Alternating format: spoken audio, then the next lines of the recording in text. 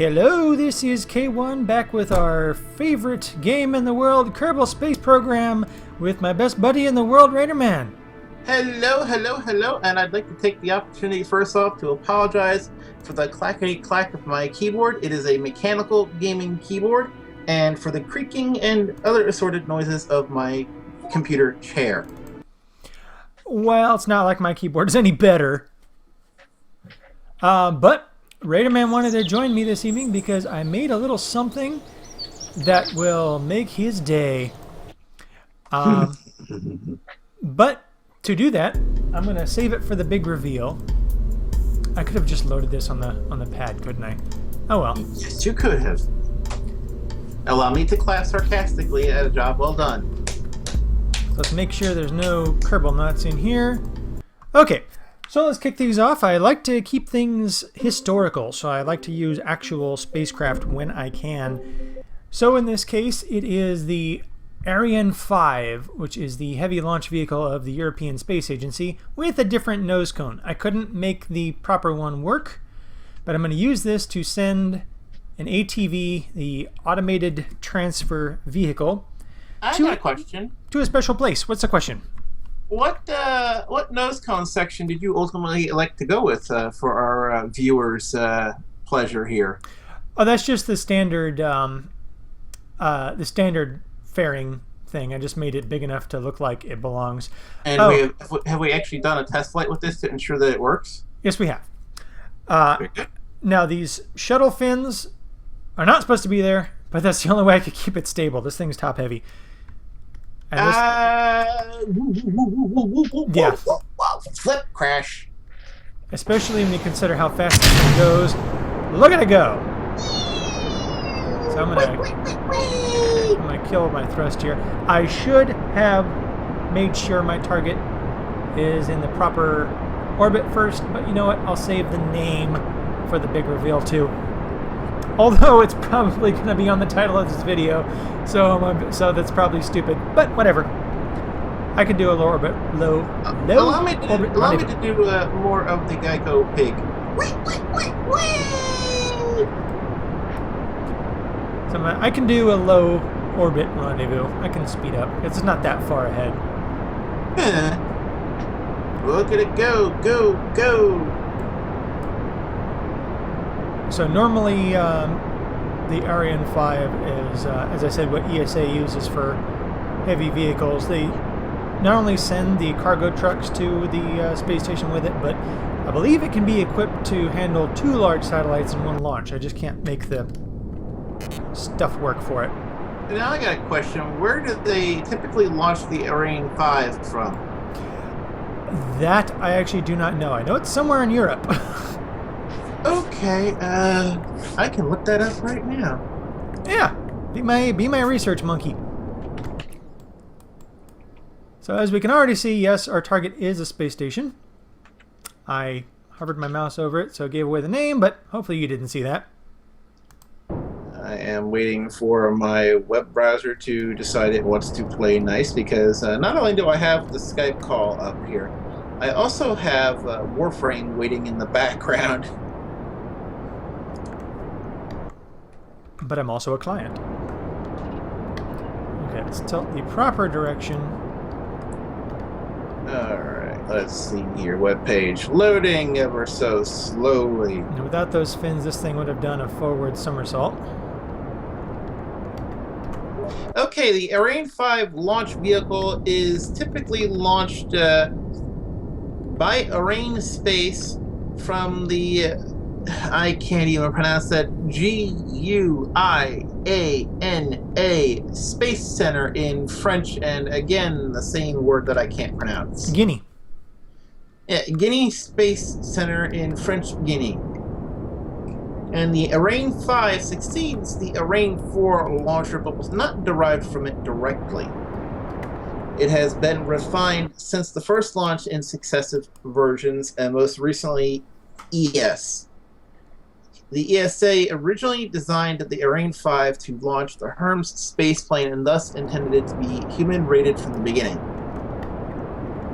Which I bet you didn't know that one. I did not, but since they don't actually have a manned space program, Well, But okay. they do possess the launch capability. I'm gonna let that apogee drop a bit.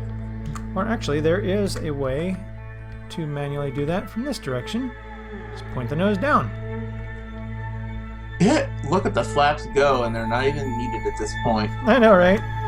I don't suppose on a future version of that particular launcher, assuming you saved it as a separate reusable vehicle, that you can make it so those fins will pop off when they're no longer needed. I suppose I could, but that'd be somewhat unnecessary. Just a thought.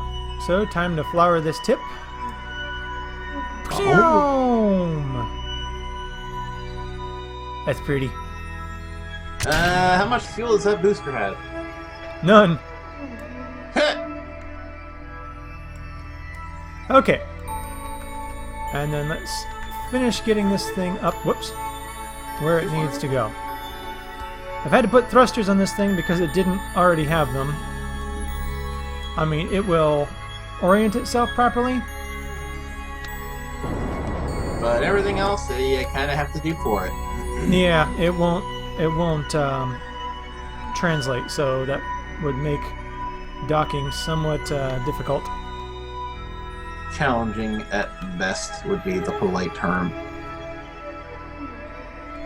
Now, the music may be a little louder than I anticipated. I can't hear it, actually, for whatever reason. Because it's coming through my speakers and not through Skype.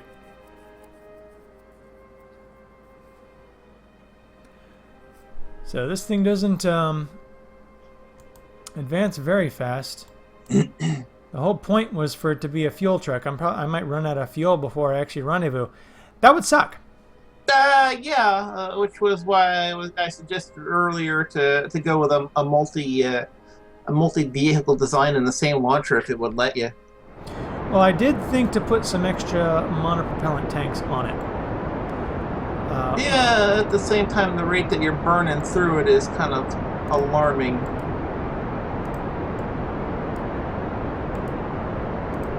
To extend these panels while we're at it. That will hopefully buy you some breathing room. The familiar X-wing shape. Yeah, I actually have an X-wing right here. I haven't touched this since I put it together, and really, this is more of a toy than a model. Now it looks familiar to some people, the X shape, because X-wing, baby. yeah, unfortunately, I don't think I have the Skype thing on my screen, so. I'm seeing a Skype window, but I don't think so. Oh well, we'll find out. But the X shape may also be familiar in other aspects as the service module of the new Orion, and that is because the service module of the Orion is actually derived from ATV. That I did not know until just recently. Which is awful impressive. Now, I'm not low enough for a proper speed up rendezvous, so I'm going to drop my perigee a bit. That should swing you around, if not on this orbit, then the next. No, it'll take a little more than that. Set as target, drop that not too low. About 90 is good. Alright, now let's speed up. If I could speed up time, I won't sing that again. May I make the suggestion on the next attempt? Actually, wait until the station is in proper orbit before I launch. I was gonna say, if not a bigger vehicle, more monopropellant tanks, or multiple ATVs in the same launcher. Possibly, but it's a bit difficult to rendezvous two things together. Yeah. Put one in a parking orbit, rendezvous the first, and then take the other out of the parking orbit. This is gonna take a while. That's been like the one drawback when we went from Apollo to Skylab, because everyone's so used to the like do everything fast, get everything going, do your job quick. Became over-glorified managers. Yeah, Skylab doesn't go anywhere. It just orbits and orbits and orbits. And eventually they started bringing decks of cards to play solitaire while they waited for something else to change. Okay, we're closing in. Not as fast as I'd like. Yeah, you still got most of your propellant and plenty of power. Well, power's not going to be a problem with these. I'm just going to call them X-Wings. Yeah, you actually managed to retain more propellant than I was thinking you would. Yeah, because my station sort of, like, lost all of it. Yeah, he put that sucker up in one go. Yeah, wait till we actually see the thing. Because this floating slowly. Yeah. As Willy Wonka would say, the suspense is terrible. I hope it'll last. I see you closing. You might want to increase your altitude a little hair. Not just yet. I think I still need another orbit for that. I have the Willy Wonka song, well, at least the orchestral playing in my head. Damn. Which one? You. I hope the suspense lasts. Oh. Wish you would not have done that. That's going to be in my head now. Curse you! You'll be in a world of pure imagination. Whoa. Okay. Oh, my, okay, my orientation's a little off. So, I'm going to go to this ascending node. And drop it. So I just need to point myself down. I'm on the night side, so you can't see anything. And the perspective is not conducive to me being able to tell which way you're trying to point. 4, 3, 2, 1, 0. So how close are we? Target and me. Yeah. Still quite a way yet. Come on, close the range, close the range.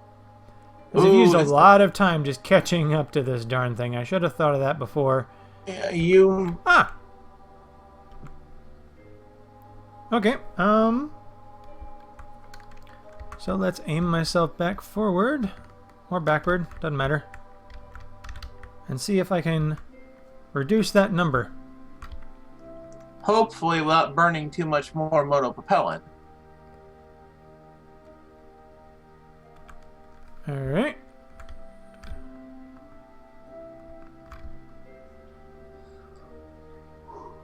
.4. Looks like 9.4 kilometers is the best I'm going to do until I raise my apogee back up. Which that should be easily doable. I foresee you maintaining at least 10,000 of your fuel reserve. Excuse me, 1,000. I'm thinking 11.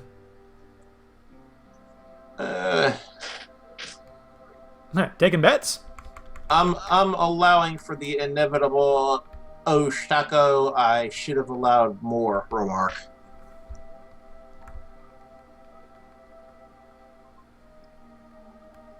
This is chaos. We do not burn up here.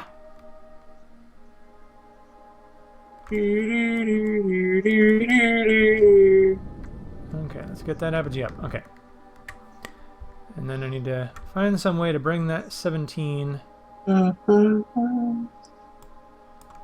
down. What are we at? 1182. I think you're going to owe me a sandwich.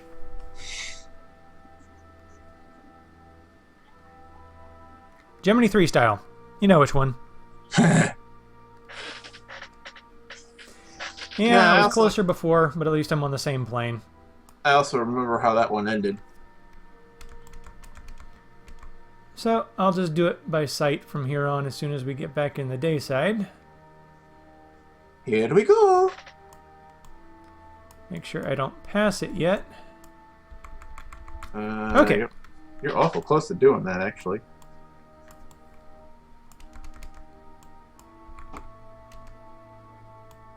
Okay, so that thing had my closest approach at 15, but now I'm at 13, so I don't know what that thing was smoking. So I'm just gonna may I be allowed one swear word? Sure. That must be some good shit it was smoking. That's okay. I let some swear words creep into RadiOdyssey now and then. Yeah, when they're appropriate, and ideally if they're part of the audio transcript. There have been a few missions where we've had audio clips that have contained some real zingers.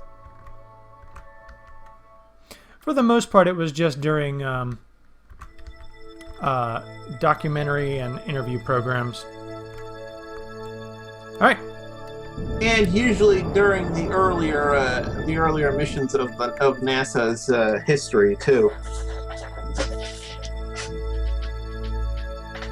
Although I imagine Gemini 8 Armstrong and his pilot, whose name I'm blanking on, will probably let loose a few choice ones. That'd be David Scott. Which, under the circumstances, who wouldn't?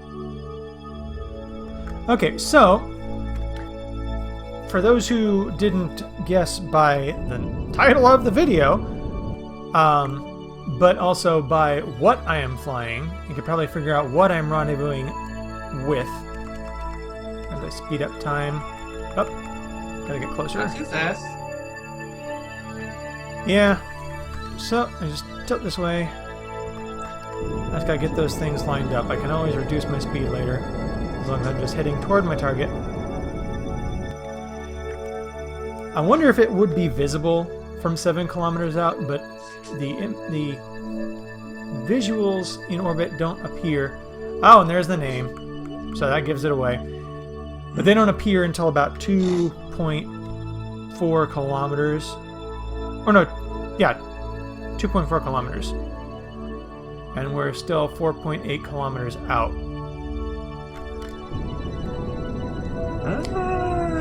Well, I'm below 1100, and you're smiling. You owe me the sandwich. Okay, so 2.3 kilometers. Never bet against a pessimist who's had one of those days. So we can't really see much in this regard. I see something. But I'm going to go ahead and take the edge off. So as we can tell by the name, and of course by the title of the video, this is the International Space Station, not the one made of stock parts, but actually made with parts that are properly resembling the real life parts. And he got it up in one go and ran his fuel down. And may I make a suggestion for later modifications to the station? What's that? Set up a dedicated orbital maneuvering tug. That might work. I was hoping by the time I got in orbit originally I'd have enough left in the launcher stack to give it some maneuvering, but that didn't quite last. By that I mean a tug whose sole purpose in life is to dock and undock modules to reposition them. That is it's going to happen anyway, because as I was about to say, the biggest problem with putting International Space Station in orbit is because we don't have a working space shuttle in Kerbal. There are some mods for a shuttle, but none that have a working remote manipulator arm, which is kind of does what the station makes shuttle work. Does the station itself have an arm? It doesn't have a one that works either. It's just pieces for visual sake. Okay, so yeah, you're going to need a tug to maneuver the modules for later repositioning then, which is basically what I'm suggesting. See it? Yeah. Go back to the ATV view. I want to see it come on in. Well, we're not, because we kind of have we have its back to the sun, but I need to go on this side anyway, so we'll see it pass by.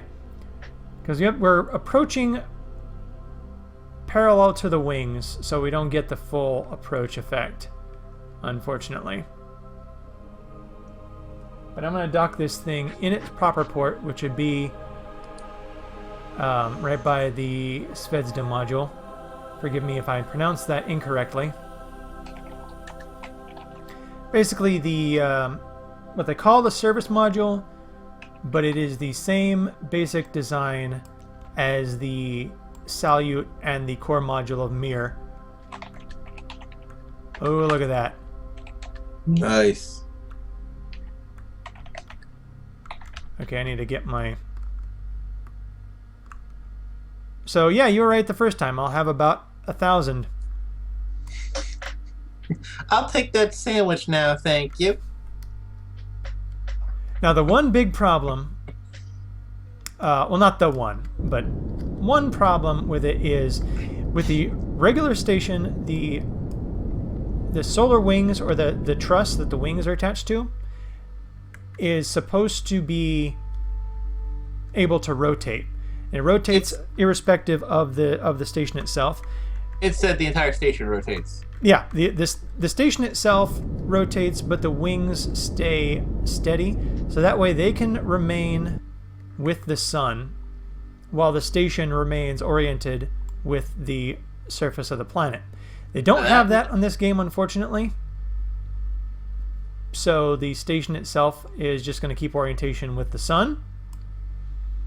But that works. I remember the absolute panic that you were in for a minute until you realized. Yeah, like an idiot, I thought the station was rotating, and I couldn't, like, when I switch views to orbit,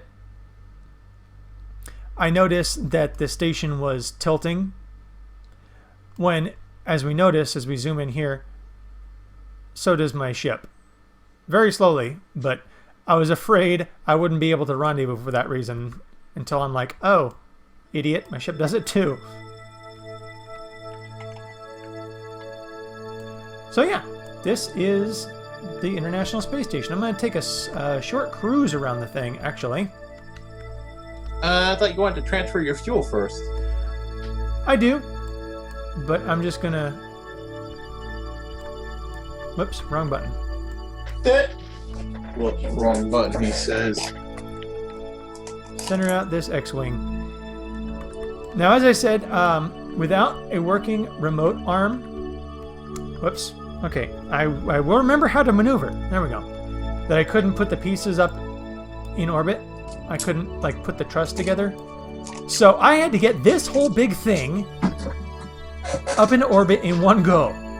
And we can still, over here, see the remainder of the launch stack, which was basically an Apollo Nova. You used my suggestion. I was right. So yeah, we can see it's still attached.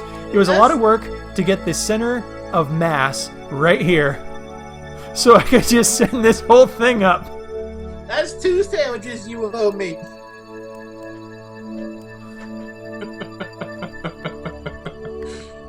So we're going to dock this here on the Russian side, which is where the ATV generally goes. And I need to set target. So the ISS pack is actually a very cool pack. It not only comes with every piece necessary for the space station, as well as Mir, but it comes with the ship and launch stack for a Soyuz and Progress, but less complicated than the traditional Soyuz pack. So the R7 launcher and its boosters are each complete parts, and you don't have to like piece them together the hard way. You're still climbing a little. Yep, I've got to lock myself in here. I need that pink indicator right on my little winglet here, and then I can center it. Oh my god. I see. I have visions in my head of the Progress smashing into Mir. Well, it's not going to happen this time. I'm approaching at a bit of an angle. Off center, but otherwise you're okay. Yeah. I'm pretty sure the docking collars on actual spacecraft can tolerate a 3 to 5 degree off angle latching. Pretty sure. Don't quote me on that. Well, they maneuver far slower than we do in game, but then once you get close, they kind of have like a... They pull you in at the last bit. Ooh, bounced off. And just turn off my thing and lock. Transfer that fuel. So now we have an International Space Station. I'm going to go back to this view here. There is a command to transfer fuel, right? I will. It's missing the vast majority of the American side only because I had to get that center of mass right here, and this truss consumes... You're also missing... No, that was a trick of perspective. My bad. What? I thought you were missing one of the array sections, but it was a trick of perspective. No. So yeah, everything I'm missing is over here on this end. I'm missing the... Since we're looking at it upside down, the Japanese module, which goes over here with the porch, and the... is it the Columbus, I think, that goes over here? We're also missing Node 3 and Cupola, but I will get those up later. The Russian side's pretty much complete. I just have to get... Node 3 and Cupola can be sent up on the same go, and I do believe you'll be using a maneuvering tug to position those. Yeah, I'll have to. Which means you'll be doing a Apollo-style rendezvous and capture, I'm pretty sure. So with a little background here, first thing when the International Space Station went up is here, the Zarya module, which is pretty much the same as the expansion modules for Mir. Second was Unity, this guy here, and then this Zvezda. So it was pretty much mostly a Russian station for the beginning of its lifespan until the Trust started showing up. And that's pretty much the major American contribution until the actual modules. And that is what gives ISS its familiar shape. And that's why I love this thing. That's just so beautiful. I love it. Alrighty. And because I'm quite eager to see it happen, fuel. Well, my first priority... there we are. And then we need Alt. And I'm going to go ahead and actually put it in this one, because I need to get rid of that launcher stack.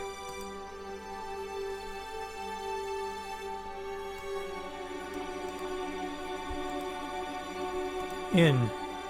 Oh, whoops. Well, that's okay. I'll probably have to send up a bunch of progresses anyway to fully round this thing out. But I just want to get this horrible thing that doesn't belong there off and away. Okay, how much fuel does it need to maneuver? We will find out. Probably wasting a bit, but meh. There we go. That's good. And then I'll also get rid of this, which is a supply module. Only reason it's there is because I needed the weight. I didn't want to put any modules on either side of there because then they would throw off the balance. Does the supply module still have fuel? Yeah. We've got... Oh, yeah. Not that one, the other one. Oh, this one? No. Not much. Enough to kick it free?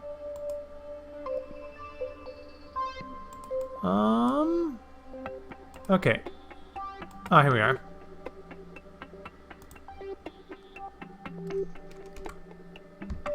Oops. This button. And then back we go. Whoops. It'd help if I turned... Oh, it doesn't actually have any forward and back thrusters. Well, isn't that dandy? I don't suppose the station has thrusters. It doesn't have a... What? Why can't I maneuver it? Oh! I'm an idiot. I didn't put any monoprop thrusters on it.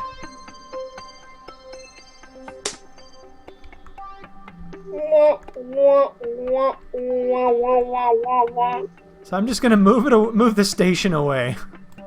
That works. That's what I just said, as a matter of fact.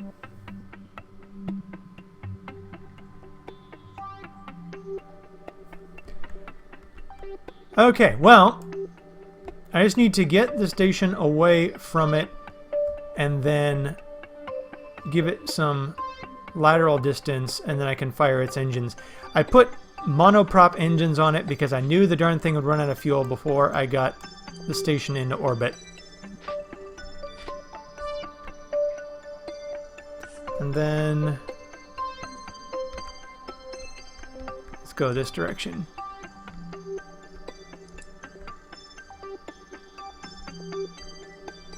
And I'm going to have to do something about this one before it runs out of power, because it doesn't have any solar rays on it.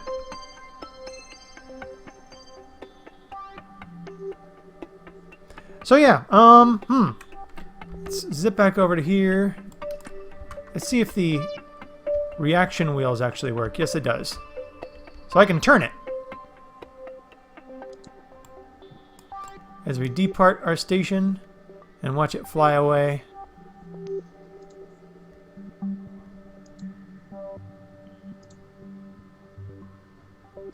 So, my next goal, I do still have, as I said, the ISS pack comes with parts for Mir also. So I'm actually going to basically build Mir on that side. This is going to be ISS plus Mir.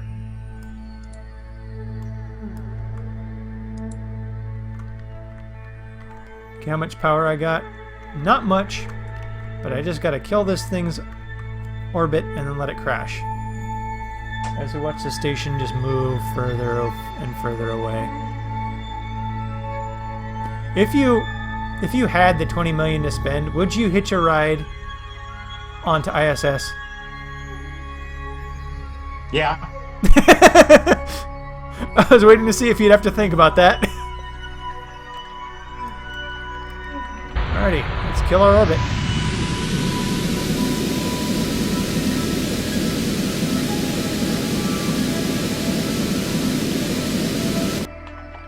I'm out of fuel. And I'm in the atmosphere. Let's see if we can still see it before it disappears. There it goes off in the distance. Of the heat. Oh look, there's Minmus. There's your what? Minmus, the smaller moon.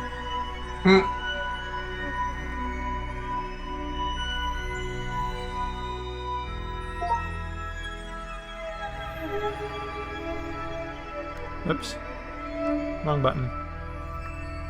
And right about now it should disappear. Yep, there it goes. Yeah. That's too bad too. That's too bad too, because I would love to see like just stuff appear in the distance. It was magic. In the meantime, down we go. Yeah, this is what was left of my Saturn 4B stage with a shuttle engine, the swivel engine as it's called. And I had 4 of them on a on the second stage of a Saturn V, and then the big Saturn Apollo Nova with the with like 8 of the F1 engines. Let's see if this thing will actually burn up. There's a reason they call it an Apollo Nova. Mm-hmm. Because it'd go kaboom. Yeah. I'd laugh if this thing actually survives and makes it back out into space. Like, I can understand that the Apollo Nova probably made a lot of people nervous. See, there's re-entry physics on this game now, but not as strong as they should be. But that engine's heating up pretty fast, so let's see if I can actually make it blow. Come on. Heat up to the point of explosion. Yay! Whoa! But just the engine. The tank survives. Holy shocko. That was cool. So we don't actually get to see a full-on destruction burn-up. We don't get to see a Columbia. Sorry, too soon? I'm kidding. The explosion we did get pretty cool. Oh my god, it's actually past the re-entry phase. Yep. It's gonna land hard. In the water.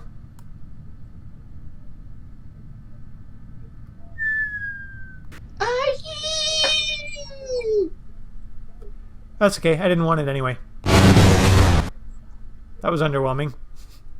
Well, because I had speed up on. Take us back to the station and transfer all of that fuel to the station. Space Center. Or no, tracking station is what I needed.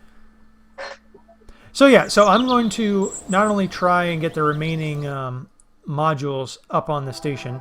How I'm going to get the porch, I have no idea.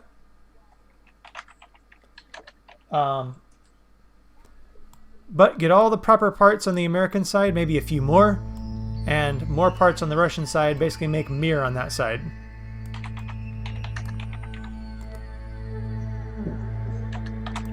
And deploy antenna while we're at it. There's actually nothing in the main part of there. Everything's back here in the tank. So, let's fuel you. Oh wow, that's not enough to fill it. This station can hold a lot. Yeah, you're gonna need to send up another couple supply trucks. Well, hey, that's what progress is for. Well, there we go. We have maneuvering fuel in our station. I might tilt it so that way I can keep this orbit, but still have the wings be in the proper... I'm going to go ahead and do that.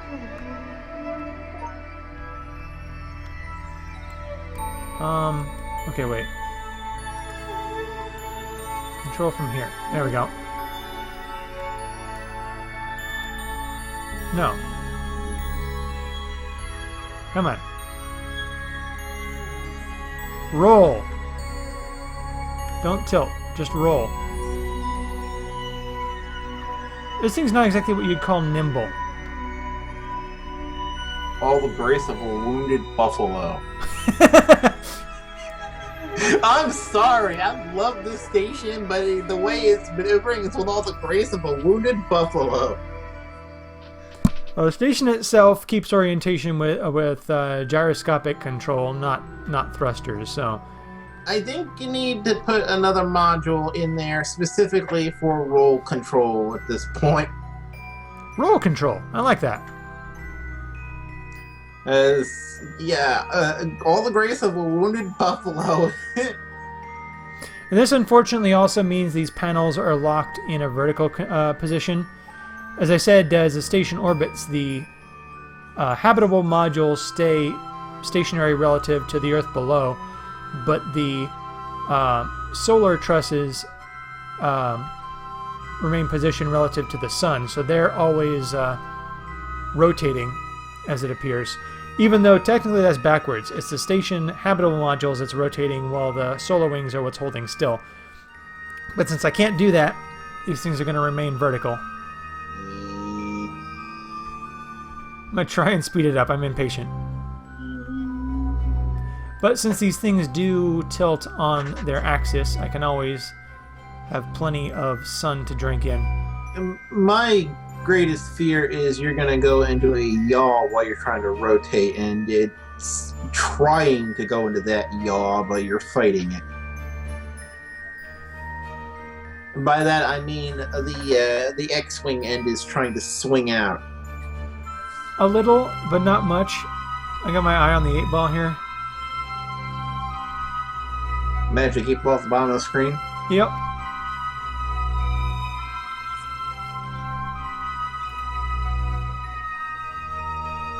Almost. Almost. This is going to make docking a real pain in the tuchus. Not really. Come on, sling it out.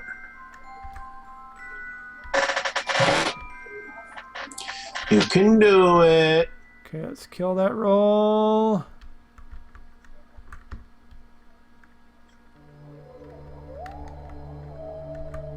And SAS on.